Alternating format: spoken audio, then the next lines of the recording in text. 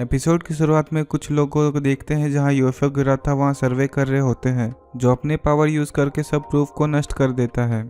फिर सीन आता है मार्केट का, जहां लोग कुछ सामान खरीद बेच रहे होते हैं। वहां भी ये अपने पावर दिखाता है। उसी मार्केट में एक गेम चल रहा था, जो खिला रहा था वो एक चालाकी करता है और ये सब मीन जून देख लेता है। फिर जो हार रहा होता है मीन जून उसे हेल्प करता है। नेक्स्ट सीन में देखते हैं सॉन्ग ई को, जो मरे हुए लोग के बारे में पढ़ रही होती है। इतने में कोई उसे आकर किडनैप कर लेता है और जंगल में छोड़ देता है।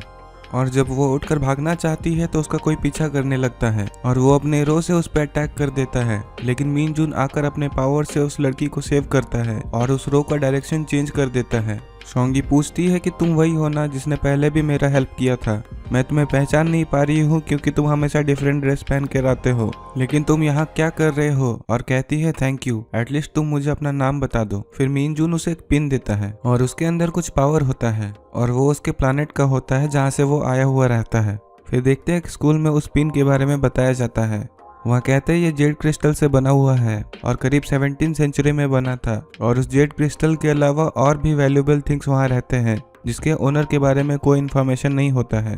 फिर सीन आता है प्रेजेंट का। फिर सॉन्ग ई का मुलाकात मीन जून से एलिवेटर के पास होता है। मीन जून उससे फिर कुछ नहीं कहता है और जा रहा होता है तो सॉन्ग ई आवाज देती है और कहती है इतने कम एज में तुम प्रोफेसर कैसे बन गए। ये बहुत कुछ कहती है। उसके बाद मीन जून कहता है तुम वेंजा रिवर के जैसे हो, इसका मतलब कि फुल्ली ड्राइड। ये बात सॉन्ग ई को इरिटेट करने लगता है और ये जो कह रहा था उसकी माइंड में नहीं आ रहा था। फिर दोनों अपने अपने रूम में चले जाते हैं सोने। लेकिन जब मीन जून सो रहा होता है तो उसको फ्यूचर में होने वाले एक्सीडेंट दिखाई देते हैं ड्रीम में और उसमें वो सॉन्ग ई को देखता है। ये बात ये आकर अपने लॉयर फ्रेंड से डिस्कस करता है। वो कहता है तुम यहाँ बहुत कम दिन रहने वाले हो, इसलिए ये हो रहा है। कोई चाहता है कि तुम लोगों का हेल्प करो। ये कहता है मैं उन लोगों का बस मदद कर सकता हूँ जो सच में मेरी मदद चाहते हैं और जिसको सच में मदद जरूरी हो, क्योंकि एक बार इसने एक इंसान का मदद किया था जो इससे झूठ कह रहा था और इसे बहुत गिल्टी फील हो रहा था इस बात से। फिर देखते हैं सॉन्ग ई को एक शूट के लिए रेडी हो रही थी जहाँ खुद को लेकर वो ऑब्सेस्ड दिखाई देती है और वो बस अपनी तारीफ सुनना पसंद करती है। उसके अलावा और भी एक्ट्रेस थी जो किसी शूट के लिए रेडी हो रही थी। वो लोग ये डिस्कस कर रही थी सॉन्ग ई किसी डॉक्यूमेंट्री में काम करने जा रही है।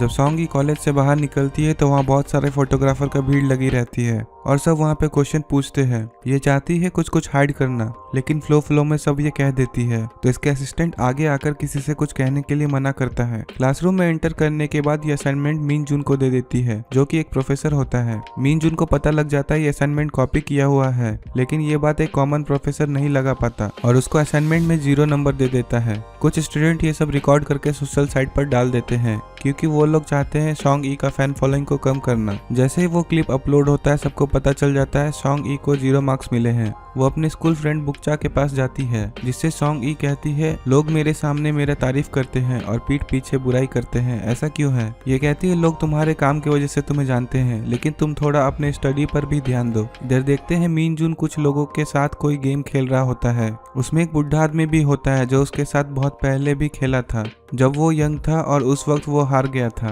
और अभी ये कहता है मैं कभी नहीं हारा था अपने समय में। मीन जून कहता है कुछ लोगों का फितरत कभी नहीं बदलता है। उसके लॉयर दोस्त कहते हैं जिस लड़की से तुम 12 साल पहले मिले थे उससे आज भी तुम ढूंढ रहे हो और कहता है अभी और भी कॉलेजेस है जहाँ वो मिल सकती है। मीन जून कहता है जिसके किस्मत में मिलना लिखा होता वो बिना ढूंढे मिल जाते हैं और ये सब मैंने यही लोगों से सीखा है। फिर वो अपने अपार्टमेंट में चला जाता है।